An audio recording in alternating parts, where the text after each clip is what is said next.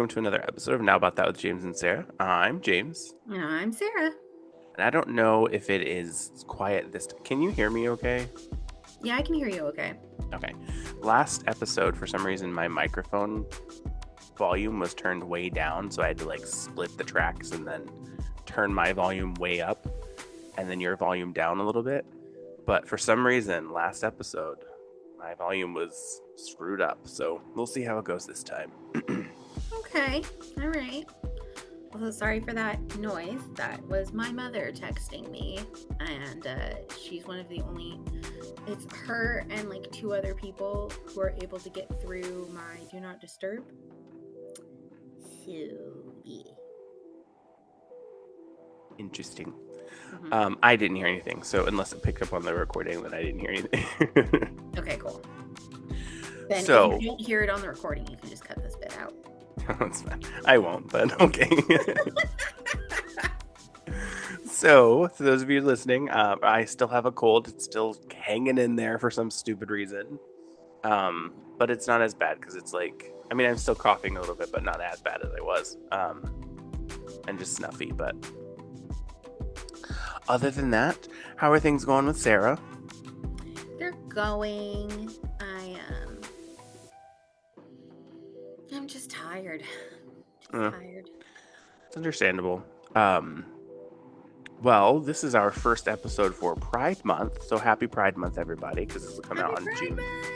Be gay, do crimes. This will come out on June 2nd. And tomorrow I'm going to Quincy to accept an award for Boston Scientific from the City of Quincy LGBTQ Chamber of Commerce. Love that. For being for having a progressive working environment, like an accepting work environment. Love that. So that's going to be fun. Driving all the way to Quincy for a day that I don't have to go to work and a day that I can't charge my car while I'm there. But it is what it is. It's fine. Oof. I mean, it's fine. I can usually drive a couple times before I need to charge my car. So it's usually I can drive into work, back home, into work, back home, and then the next day I have to charge when I'm at work. So That two makes trips to work and home. And then the third time I go to work, I have to charge. I have to make sure I charge. In the summer, in the winter, it's pretty much every time I am at work, I have to charge. Just to be safe. Well, that makes sense because you're having to use more because of the heating element and whatnot. Yeah. But anyways, is there anything special you want to do to kick off Pride Month, Sarah? I want everybody to message their representatives. I want everybody to do something. Yeah. For those who don't know, recently Texas passed a bill through the House and the Senate defining what a woman is, quote unquote, and bringing back truth to the gender debate, which obviously is not bringing back truth. But anyway, so I was really upset, and I found out that, well, I was really upset and trying not to crash out about it, that I could message Governor Abbott through his website. So I did.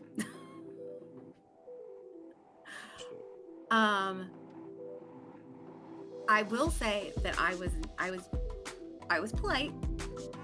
I didn't curse. I didn't, do anything that would get me in trouble. I just quoted Bible verses at him and asked how he reconciles being essentially a piece of shit. But I did not call him a piece of shit. Yeah. In the letter. I mean, we were just on a call, I think it was yesterday. Yesterday morning, for the US-based Pride ERGs. They had like this a big 50-minute call yesterday to kind of just check in on everybody and see how everybody was doing, but then also reiterate like what the so every ERG employee resource group is required to have a executive sponsor. So someone from like the C-suite that is like a director level has to or is supposed to sponsor your pride or your ERG. And the meeting was also to reiterate kind of what the responsibilities of the executive sponsors are, other than just being like the name of the people that sponsored who they are, and the fact that they're supposed to be a little bit more like involved and work with the ERGs to actually plan events and host events and make sure things are going well. And it was interesting to hear kind of like the way everybody, like how Boston Scientific does things. And they did this thing recently where talking about legal issues, where some people had said something to one of our like VPs about being kind of annoyed, or not annoyed, what's the word I'm looking for? They not second guessing. What am I trying to say? Concerned? No, not concerned. So they wanted to sign up for it, but then they realized now that they couldn't. Anyways, so in October, we have our open enrollment for all of our benefits. And one of the benefits is like a legal, like paying for specific things so that it's covered like for legal fees. So you can like do living wills, trusts, those types of things. And then there's also like some legal representation. So they had said something about them feeling like they needed to, they felt like they missed out because they didn't get to, and now they can't. So what the company did was open up a whole other week in like outside of our regular like open enrollment time period, yeah, where people could sign up for those types of things. So if they wanted to like sign up for legal benefits, or if they wanted to up however much they're contributing to their legal benefits, then they could. So it was just interesting to see how they like took that feedback from some people and like actually did action on it. And that's one of the things I really like about where I work, where a lot of the times if you say something, they'll do something. If they see it actually contributing or making a difference. That makes sense. I don't know. Anyway. Well, I did pull up some LGBT or some Pride trivia questions with answers if you want to play some quick trivia, and that's how we can kind of launch our Pride month as like some information. It's kind of a learning time. I'm sure most of this stuff we've probably already heard, or we've already discussed in our last Pride month episode. So it can be a teaching moment for those people that don't know these answers, and it can be a fun little trivia quiz for us. Well, for you, because I'm asking the question. I know. I was gonna say. So the first question you should know already. The Stonewall riots took place in June of what year? I know it was the 1960s. I want to say it was like 1968, 1969. It was 1969, yeah. Yep. The United States' first Pride took place in what year? First Pride Parade took place in what year? Also, before we go to that one, do you know what the significance was of the day that the like riots happened? Like what else happened? I know that was the day that the Stonewall Inn was being raided by police for quote unquote homosexual activities.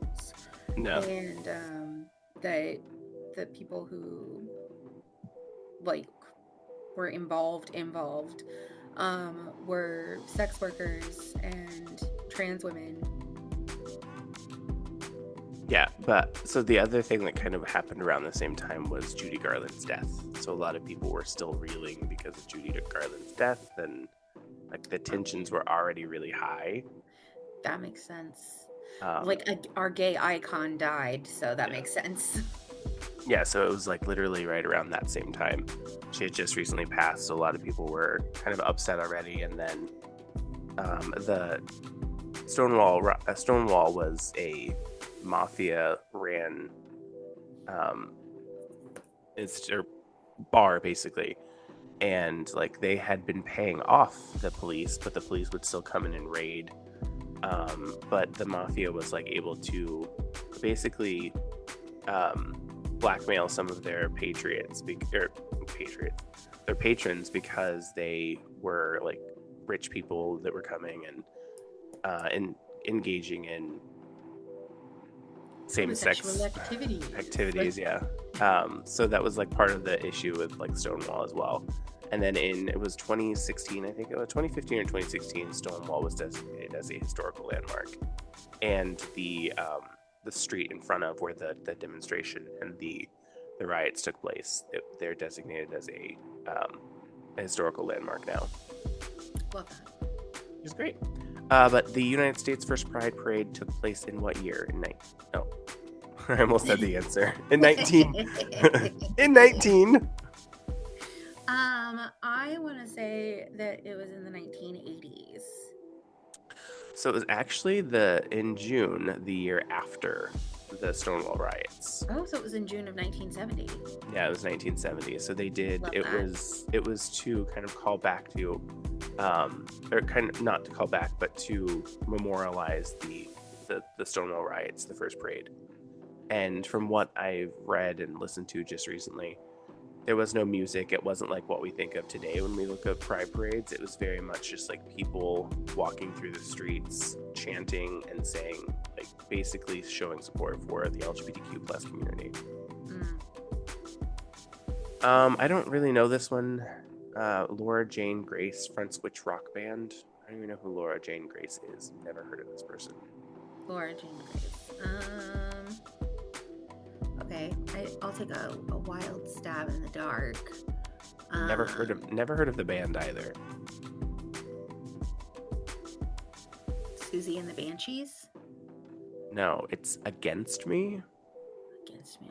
I don't know that one either. Never heard of it, yeah. Which former government employee became a pioneer of the LGBTQ plus rights movement after being fired for being openly gay? Harvey Milk. No. No? No. He was always openly gay. But this person was a government agent, but then got fired, or government employee, then got fired for being openly gay. I don't know this person either. Frank Camney? I don't know that person. Some like way like dig deep. Taylor Swift mentions Glad in which of her songs? She does that in her You Need to Calm Down. Yeah. Sylvia Rivera and Marsha P. Johnson led which activist group? And it has a word that I think we still say it. I don't think it's used as often anymore. Oh, did they use transsexuals? No, the other one. Transvestite. Oh, transvestite. Okay. That makes sense. So it was a transvestite, and wow, I don't know as much as I thought I did. Yeah, so it's an acronym, and the acronym is STAR. STAR.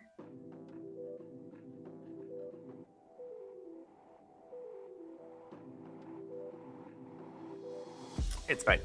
It's Street Transvestite Action Revolutionaries, or STAR. Okay. There's a link in here that says, here's how to be a straight ally to the LGBTQ community. Oh. One of them is not voting against our rights. Right? And then saying, well, that's not what I voted for. That's not what I voted for. You knew what you were voting for. Larry Kramer founded which AIDS activist group? Which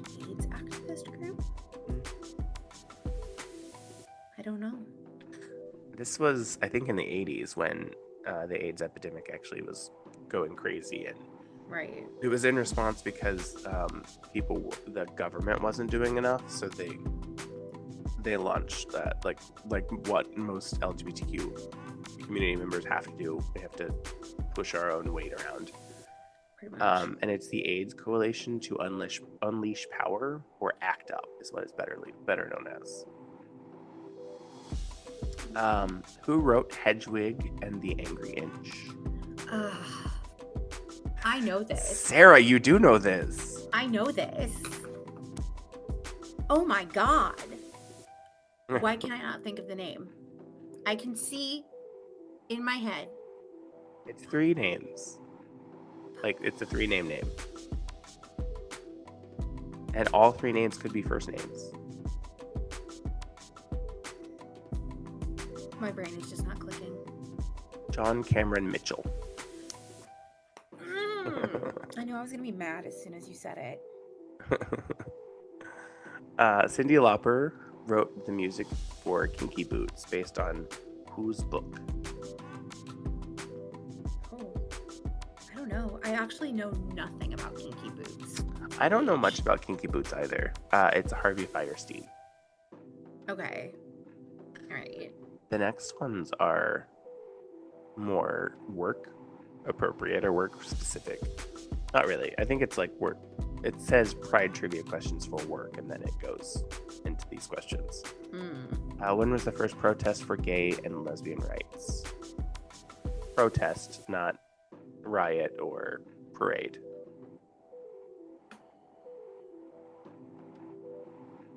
I feel like the first protest was a lot earlier than Stonewall.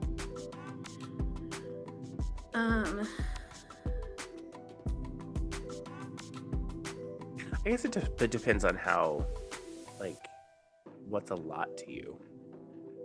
A few years. Okay. So, like, still in the 60s, obviously, because it wouldn't have happened in the 50s. Yeah. So, like, still in the 60s.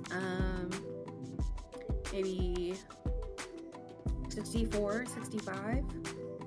It was 65, yeah. So it's called the First Annual Reminder Demonstration, and it took place on July 4th, 1965 in Philadelphia, Pennsylvania.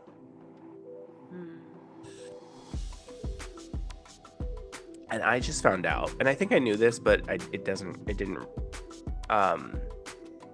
register with me until I watched a video yesterday, that Massachusetts was the first state to legalize same-sex marriage in 2003. I think it was 2003. Yeah. What show features the longest-running queer character in TV history? This is a newer show. A newer show? Yeah. Like, when I say newer, 2006, 2007-ish is when it first, like, came popular. Okay. But I think it's still running. That would be newer. Will and Grace? That was in the 90s, sweetie. Ouch. Will and Grace. Jesus. But how is it? Okay, I don't know then. Grey's Anatomy. I don't watch Grey's Anatomy, so. Yeah, and it says bonus points if you can name the character, which you said you don't watch it. But it's Dr. Callie Torres, played by Sarah Ramirez. Okay, I've heard of the actress. I knew that she was gay. But I think Sarah Ramirez is non-binary. that they're gay then. What was the first European country to legalize same-sex marriage? Norway. I don't think that's correct. Is Norway? Norway's in Europe. Yeah. It's one of the Nordic countries. It was a Nordic country. I know that. It's the Netherlands. That's why I said I don't know, because I don't think Norway is the same as the Netherlands. No. It It's says not. bonus points if you mentioned that it was the first country in the world to do so too. I did not know that. So it was the first European country, but also the first person in the first country in the world. That's cool. What actress starred in Janelle Monáe's Pink music video? Oh, oh my God. I can see her in my head. Laverne Cox?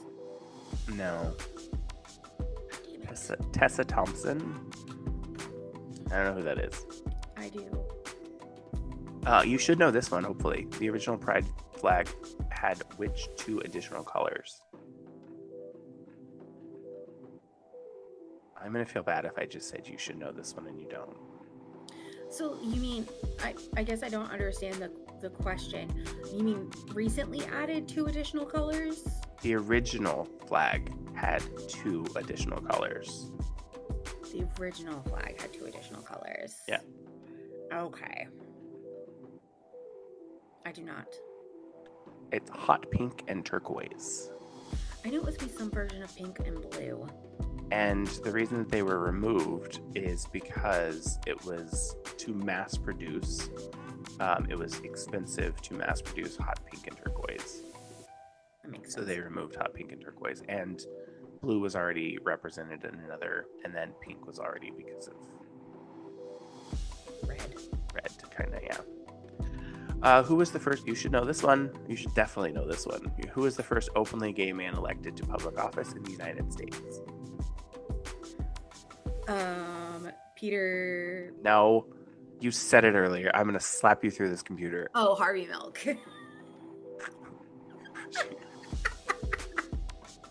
Jesus. Who played Harvey Milk in Milk? Sean Penn. Yes, Sean Penn. I haven't seen that movie. I do need to watch it, but I do understand. Also haven't seen the movie. What TV show featured the largest transgender cast in history? Pose. That is correct, yeah. Who was the first black openly gay actor to win an Emmy? Also in Pose. I don't know. Kind of an asshole from what I understand. Billy Porter. Oh, Billy Porter. Harken back to another question. Will and Grace premiered in what year, Sarah? 98. 1998. That is correct. You are right. I don't know what this word is. Mattachine Society? Mattachine? Organized what sort of protest at a New York bar in 1966? Sit-ins? Close. Sip-in. Yeah. Oh, okay. Sip-in. I like that. Tom Hanks won an Oscar for playing a gay man in what film? Philadelphia? I've never seen that movie. I haven't either, but I remember being interested in watching it when I was younger, but I didn't because I didn't want to get caught watching it. Yeah. Philadelphia added which 2 colors to their pride flag in 2017? Pink and blue? No. That's after. That was after, and that wasn't. I don't think that was Philadelphia that added those 2. Black and brown? Black and brown, yeah. Which state became the first to legalize civil unions for same-sex couples? Civil unions, not marriage. I believe it was still in the Northeast, though, wasn't it? Yeah. New Hampshire? Close. Starts with E. Oh, Vermont. Yeah, Vermont. That makes sense. They were close to Canada. Yeah. Which activist is often credited as the mother of pride? I don't know that I know this. I don't. Brenda Howard. Interesting. Okay. I'll include some of these links in the description of the podcast this week. That way people, because there's a link next to Mother of Pride that I'm assuming is going to talk about Brenda Howard. Yeah, it's Meet Brenda Howard. Howard was a constant champion for bi inclusion in the early LGBTQ plus activism. Without her, Pride as we know it wouldn't exist. Love that. Not only a woman, but a bi woman. Brenda Howard wore a bright pink button that perhaps said it all. Bi poly switch. I know what I want. Love that. That's cute. And then the next question is, what does sapphic mean? Oh, I know this. Wait. Sorry, that's not a question, but it is a link. It says, what does sapphic mean? Here's what the word means and how it relates to WLW. Well, I know what it means. Sapphic is lesbian love. And it's from Sappho, from the Isle of Lesbos, because that's a real place. Lesbos is an island near Greece. And anyway, Sappho is credited with writing the first woman-loving woman poetry. Yeah. And it says, if you want to get the most accurate definition of the word sapphic, dictionary.com states that sapphic is an adjective that can describe a lesbian or a woman who is sexually or romantically attracted to other women. As it says, it's an umbrella term used by women who are attracted to other women. You could also use sapphic to describe one of Sappho's poems or her stanzas, which we'll get into in a minute. We won't, but this article that I'll include will. But the article would. But to an actual question, who was the first ever winner of RuPaul's Drag Race? I have no idea. She's from Cameroon.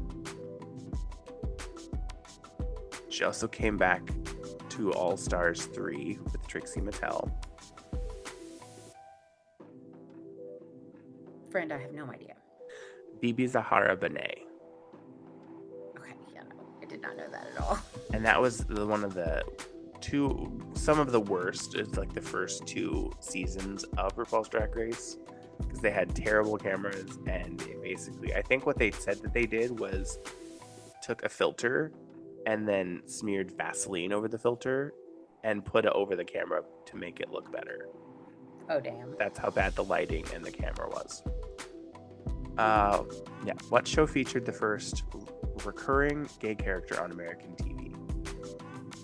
I've never heard of this show.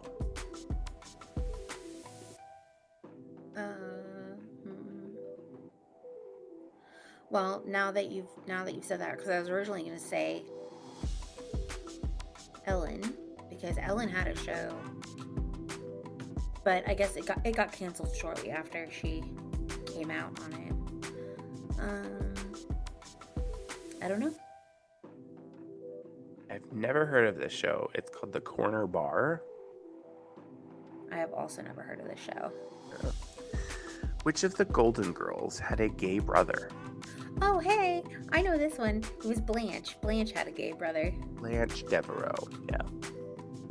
Which iconic writer was a member of the Order of Cornera?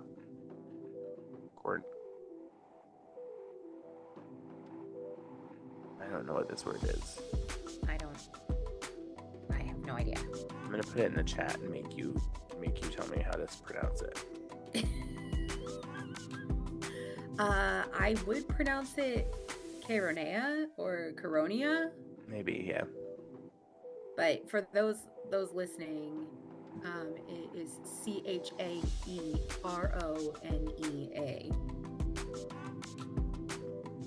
I don't know. I have not a clue. I also have no idea what that means even. Caronia is how my computer said to say it. Caronia. Okay. But it's Oscar Wilde. Oh, I lost Sarah's camera. It's okay. I'm still here. I'm just don't want to be perceived for a second. Oh, okay. When is National Coming Out Day in the United States? Isn't it in like November? A month before. October. Oh, okay. I don't remember. What in October? October 11th. October 11th. 10/11. Demi Lovato played a love interest for which Glee character? I've never seen Glee, so I don't know. It's my favorite character, Santana Lopez, played by Naya Rivera, who passed away recently. It was 2020, 2021. Okay. She drowned. Oh, I do remember hearing about that. To which actress did Ellen DeGeneres come out of the closet to on Ellen? You were literally just talking about this. I know, but now I'm trying to remember. Now I'm trying to think of whether or not I remember who the actress was that she came out to. I remember the character's name was.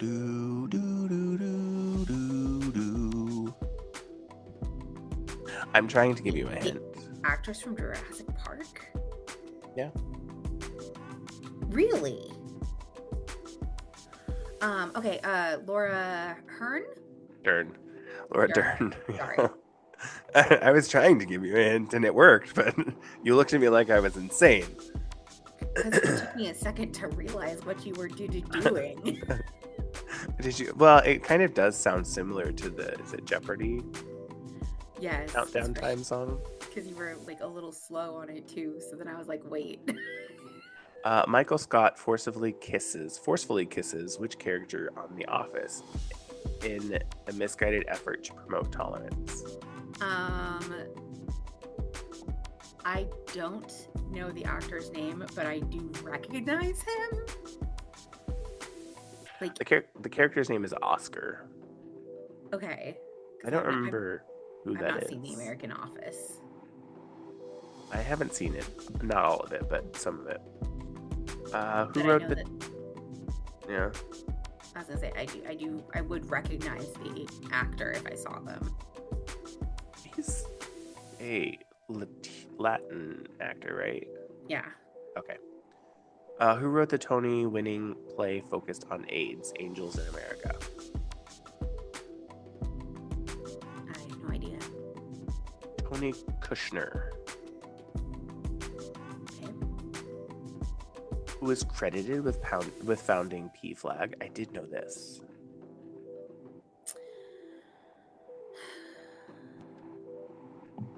It's a mother. Obviously. Well, just for those who don't know, like P-Flag was founded by a mom, but yeah. like The next question is, what does P-Flag stand for? it's like Parents Alliance of like it's parents and family of or parents and friends, something like that, of lesbian and gay. Yeah. Lesbians and gays. But I don't remember her name. I think it's Jean Manford is how it's pronounced, or Jeanne Manford. But I think it's Jean. Jeanne. Yeah, that sounds like Jean to me. And yeah, P-Flag is parents and friends of lesbians and gays, or later broadened to parents, families, and friends of lesbians and gays. What show aired the first ever lesbian wedding on American TV? Oh, I didn't know this. I didn't know that. Yeah, it's Friends. Yeah, because Ross's ex-wife gets married. Oh yeah, that's right. Mm-hmm. The first known lesbian rights organization in the United States was called what? I don't know. Daughters of Bilitis? I don't know what that means. Me either. It's Bilitis. I'm assuming it's like a person or... I mean, I guess, but like, what? French erotic romantic drama filmed and directed by photographer David Hamilton. Okay. I guess it features a lesbian? I don't know. What did the Daughters of Bilitis do? The Daughters of Bilitis worked to decriminalize homosexuality in the U.S. during an era where being outed meant losing everything. Formed in 1955, the Daughters of Bilitis was America's first national lesbian organization and sought to decriminalize homosexuality, an act that was illegal everywhere in the United States. Wow. Women were really at the forefront. Yeah. What country currently holds the record for the biggest pride parade ever? I'm surprised. I thought this was another country, but it makes sense. Australia? I thought it was Australia too. Okay. It's Brazil. Brazil. Oh, okay. What was the first gay rights organization formed after the Stonewall riots? I think we talked about this on our last Pride Month season. And we probably did, and I've slept since then.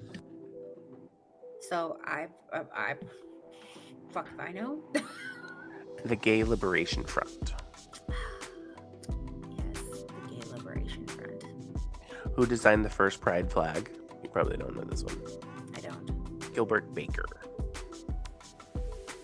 The asexual Pride flag is comprised of what color stripes? Purple, gray, and white. And black. Black? Yeah. Yep. Black, gray, white, and purple. Yes, that's correct. Which United States president signed a law banning discrimination on the basis of sexual orientation or gender identity in federal benefits? Barack Obama. That is correct. Yes. You know this one because you said it earlier. Which poet's work contained the first known written references to lesbian relationships? Sappho. What documentary depicted New York City's drag ball life at the height of the AIDS crisis? Paris is Burning. That is correct. Yeah, Paris is Burning. The first gay and lesbian bookstore in America was called what? It was in New York City. It was called the Oscar Wilde Memorial Bookshop. I love that. The first known LGBTQ rights organization in America was called what? There's a lot of first. The Society for Human Rights. You probably don't know this one, but we'll talk about it. Greg Louganis, I think is how you say it, won Olympic gold in 1984 and 1988 for what sport? Figure skating. You would think so. It's a water sport. A water sport? Yeah. Oh, diving? Yeah, diving. What was Albert's drag name in The Birdcage? Have you ever seen The Birdcage? I have. Oh my god. Fuck. You know what sucks too? Is I literally was just thinking about this movie not that long ago. It's on YouTube if you want to watch it. Well, now I'm gonna have to because now I feel bad. It's like Mrs. Something. No. No? Mm-mm. Damn it. I don't know. Starina. I don't know why I thought it was Starlina, but it's Starina, yeah. I knew that. Natasha Lyonne played a lesbian forced to go to a conversion therapy camp in what movie? Oh, but I'm a cheerleader. Yeah. And that is our last question. I have to thank Nick for showing me But I'm a Cheerleader. I've never seen it, but it is also on YouTube. It is. It is, in fact. And I'll include the link to this in the description as well. But is there anything you want to talk about? You want to look into more about not how to become a straight ally, because you people can do your own work for that. You can do your own fucking work for that, absolutely. You know, I was reading this article yesterday. So at my work, they have it's this new learning system. It's called the Learning Hub, and there is a specific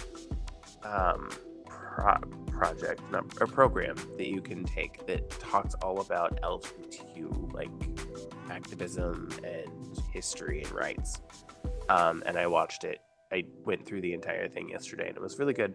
There were a couple of them where I'm like, but there was one that was talking about like how to like work, be a good ally, or be a person, be a good like ally to the community. And one of the things was they're not responsible to teach you. Like some LGBTQ plus community members do like to help inform people, but it shouldn't be their job to inform you, and you shouldn't be like you shouldn't be asking them all these questions. You should find it out for your own, like research it yourself, and then ask, like maybe ask, does this sound right to you? And then the other thing was to remember that not everyone's journey is the same. So just because you had a certain experience doesn't mean other people had that same experience, and everyone's experience is valid to that person. Right. Which kind of like, to me, I feel like I'm a very, and I think we've talked about this on the podcast in the past, I'm a very privileged member of the LGBTQ plus community because I'm a white male whose family is very, for the most part, very accepting of the fact that I am a gay man. So I didn't like my family didn't disown me. My family didn't have trouble accepting the fact that I was a gay man. I didn't like, I still talk to every member of my family that I talked to before, not really coming out, because I never actually had like a I'm gay type of thing. It just, I started bringing my boyfriends around. So like I'm very privileged, and I hate when people ask me like questions about like, oh, how did you feel? And it's like, yeah, it was scary, but it wasn't scary for me because it wasn't as scary for me because I didn't have the thought or the possibility that I was going to get thrown out or disowned or whatever. But it was also, I was 25 when I started bringing my same-sex partners around, so it's very much like mine is very, I'm very privileged, like I said, in that I don't have to deal with the same types of things as someone like Sarah you would have to deal with, because you're non-binary, you're lesbian, you're there's a lot more that goes into it and that people have to experience. So not everyone's experience is the same. Right. And we are not a monolith. Yeah. In much the same, I like when people talk about, don't expect an education.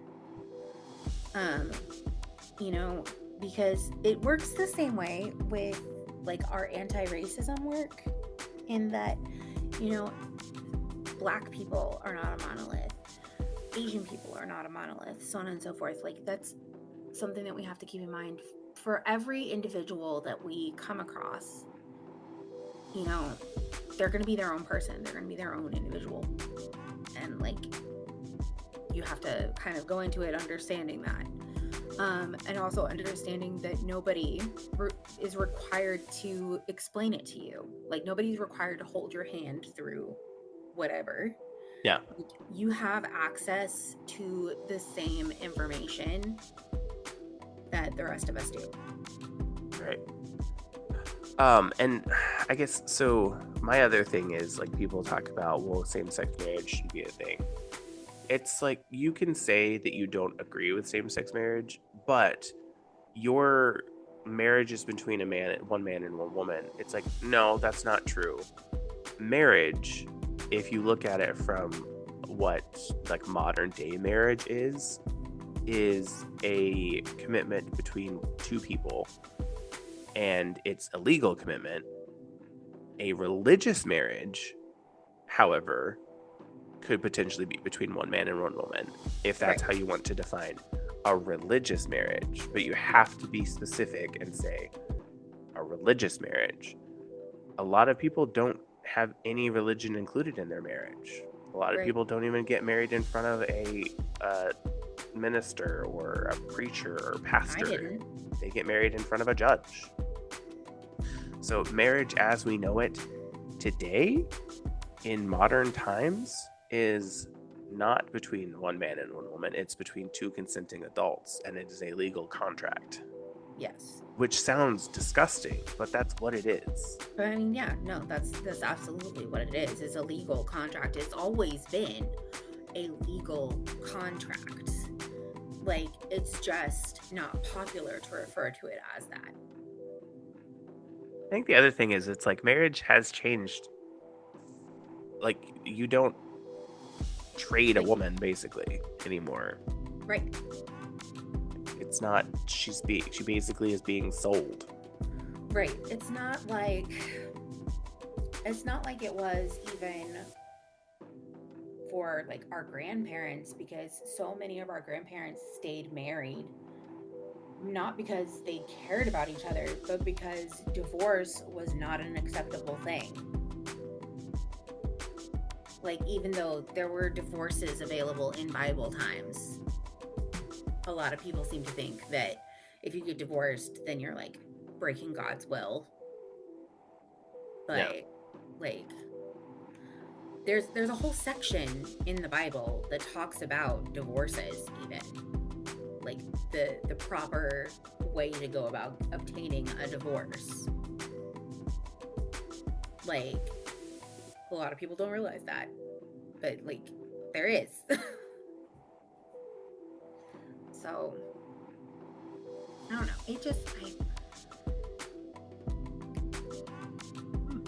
I don't understand people, just in general. I was gonna say that can end your sentence. Full stop. Period. Yeah. But yeah, I mean, it's baffling to me why people care so much, and it's like, I think people also don't understand that pride is different. It's not to celebrate being gay. It's not to celebrate being a lesbian. It's to celebrate being visible and showing people that they can be gay, they can be a lesbian, and they can be loved. Like, it has nothing to do with I'm going to go and dance in the street and then make out with my gay partner. Like, right. It's not about like that is how people celebrate pride. Yeah. Like, when people think of pride goes before the fall, that kind of thing. Like, it's not pride in a bad way. It's pride in a different definition. It's an ability to accept everything about yourself and be able to be accepted for who you are. So, well, is there anything you'd like to discuss before we move on? No, because you actually answered my question that I had been thinking about, which was, what's your favorite misconception that straight people have about being gay? And you pretty much summed it up by saying, people ask me, oh, how did you feel? Like, thinking that you had a quote unquote stereotypical experience. Yeah. And that experience is only quote unquote stereotypical because of straight people. And because of how it's portrayed in movies. I mean, that too. But like, because it's like in movies, it is always portrayed as everything's collapsing around you, your family disowns you, and for some people that is the reality. Yeah, for some people that is the truth. It has to be recognized, but I don't understand in 2025 why that's still a reality and why people are so insane about their children and who they love and what. Like, it should be, are you happy? Right. And if the answer is yes, then that should be the end of it. Like, who your children love should have no basis on how you treat them or how you love them or how you show for them. Yeah. So to me, it's like, if you're a person listening to this and your family member just came out as gay, you still love them. Like, and there was a video that I watched, and it was somebody said, I love you no matter what. And they said it shouldn't be that. It should be, I love you. End. Yeah. no matter what is kind of like in spite of, basically. Yeah. Like I love you in spite of the fact that you are a gay man or a gay woman or whatever. Because that's kind of like just another clarifier, and it's like you don't need to add a clarifier there. You love them. That's all that they need to know. Like, I love you no matter what. It's like I get the sentiment behind it. It's like no matter how, like what happens, what comes up, I love you no matter what. But it does come across as like a clarifier, as I love you despite this or in spite of this. So like that happening or that clarifier in there is unnecessary and kind of a little invalidating of the sentiment. Yeah. But that was an interesting thing to watch. And then the other thing was, I don't know that I 100% agree with this. I kind of understand the sentiment behind it, but also I kind of don't 100% agree with it. But it was talk about your like gay friends and like relatives or people that you know that are gay with other gay people. And the reason behind it, and I understand like this part of it, it was from a woman that was talking about how she found out like months later that her boss's daughter was gay. And then it kind of, she understood, and it kind of made her understand more like why her boss was treating her, like being so kind to her and being so nice to her, because she understood. And if she would have talked to her about her daughter being gay, then she could have had a closer bond with that supervisor, that manager. But then it did go on to say, but don't talk to them. Don't only talk to them about your gay friends and family members. Right. Because it's like, right. I think it's one of those things where if you don't know, then you're not sure if it's safe type of thing. And a lot of reasons why people don't come out at work because they don't know how accepting or how like what the vibe is. Right. And I watched this video. I'm talking about videos I watched recently. But I watched this video, and it was an advertisement for, I don't remember where it was, but it was a foreign country.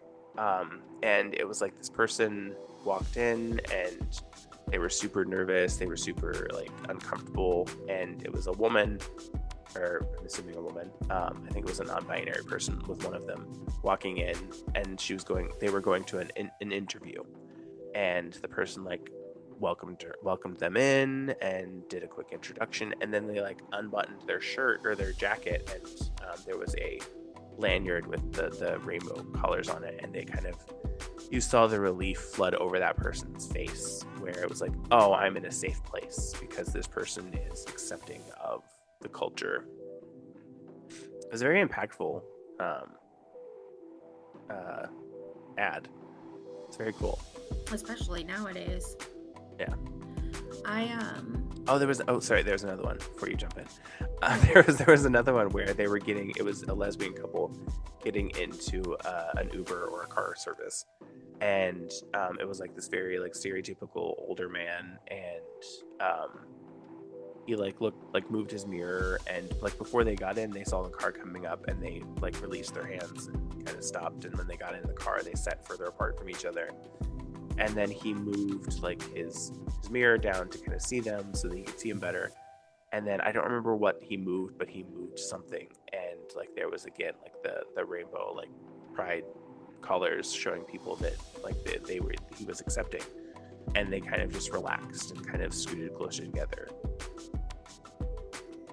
Yeah, it's scary for a lot of us out here. Especially in Texas, and like that's kind of one of the things that I feel like sometimes I have to remind people, is that not everybody in these states that are red are red. Yeah. Like there's a lot of us here who are trying to make a change and who are trying to do things differently and make this a better place. And I feel like a lot of blue states tend to ignore that fact. Yeah. And it's really frustrating, because really what needs to happen is we all need to just band together. If we could all just work together, we could solve so many issues. Right. I think like, and my mind has changed recently where it's like I'll never go to these states, but it's also like my thing is I don't want to go to these states, not because well, partially because of the fact of how conservative or how anti-LGBTQ plus they are. But it's like I don't feel welcome there, and I understand that there are people in those states that do welcome gay people, do welcome whatever.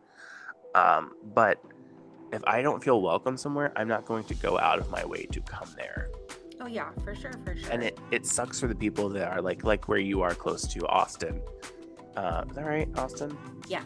Yeah. Where it is a little bit less deep red, where there's more people that are accepting of LGBTQ plus. I mean, Austin's like one of the biggest in the South. Yeah. So it's like it makes sense for that area, but if you go anywhere, the amount of safe places in Texas or in Florida or Kentucky or like those deep red states, it doesn't make for someone who I don't even know that I would say I'm like super flamboyant or out gay. Like I don't know if everyone would know 100% just by having a quick conversation with me, depending on how my vernacular is that day. Sometimes my voice is a little more gay than other days. It really just depends on the day and how many drinks I have in me, really. It's fair and valid. But like I do kind of fall into the, again, safer, like I'm safer going to places because there are some times when I can be passing, quote unquote, passing as a straight white man, and that shouldn't be the reality in 2025 in the United States of America. Right, the place that's quote unquote free. Yeah, as free as Germany in the 1940s. We're working on it. Yeah. Well, do you have anything fun planned for this weekend? Yeah, I'm going to a sexy party this weekend. I'm very excited about that. Okay. Yeah. And let's see. And I'm gonna spend the night with Nick tomorrow night. And I took Monday off, so I have a long weekend. I'm very excited. That's good. I had Monday off this last week because it was Memorial Day. I had this last Monday off as well, but I wanted another long weekend. So I get 2 long weekends in a row. I'm very excited. What about you? I mean, I kind of talked about it at the beginning. Like tomorrow, Ryan and I will probably go get breakfast or lunch somewhere, and then I have to drive to Quincy to go to the it's at a church, which I'm not 100% happy with, but I understand. But the church is an accepting church, so like they like at the on the front of the church is where they raise their pride flag. Oh, like a Unitarian type church? I don't remember what it is. But it is a very, like, it's an old church too. Let me see. Because I know that Unitarians are usually pretty chill. Why can't I find my scent? I don't know. There it is. Let's see. It is at a parish. United First Parish Church. So Unitarian, I'm assuming that's what that means. Okay. So we're going to that on Friday or tomorrow, Sunday. And for those of you, we did change our recording schedule because Friday didn't make sense anymore because Ryan only works in the morning now. So he would be here when we're recording. And I don't typically like people to be in the room with us when we record. Yeah, we like to be by ourselves. Yeah, it's a safe space. It's a safe space. That's not why. I think it's partially because he likes to make a lot of noise and doesn't understand that he makes so much noise when he has his headphones in. Yeah, probably that. He doesn't understand that he's clanking and banging things around when he has his headphones in, and it makes a lot of noise. Yeah. I sometimes just like look over at him and it's like, what? I'm like, I can't hear myself think because of what you're doing. You're like, just because you can't hear it doesn't mean it's not happening. All right. Well, would you like to call it a podcast? Yeah, I think we can call it a podcast. All right. Well, thank you for listening to this week's episode of Now About That with James and Sarah. If you like this episode, please give us a like, comment, and don't forget to follow or subscribe. If you would follow us on social media, our Instagram, our handle everywhere is at Now About That Pod, so we don't come up on the search and we're not on that platform. If there's something specific you would like us to discuss, you could always email us at nowaboutthatpod@gmail.com. Send us an email. You can visit our website, www.nowaboutthatproductions.com, or you can send us a text message or leave us a voicemail. Our phone number is 765-557-4170. Thanks again for listening, and we hope you have a great week, since this will be coming out on a Monday and the beginning of Pride Month. Yay, Pride! Sarah, enjoy the rest of your weekend. You too. We didn't sing out the last episode, so we have to this time. Bye, everybody. Bye.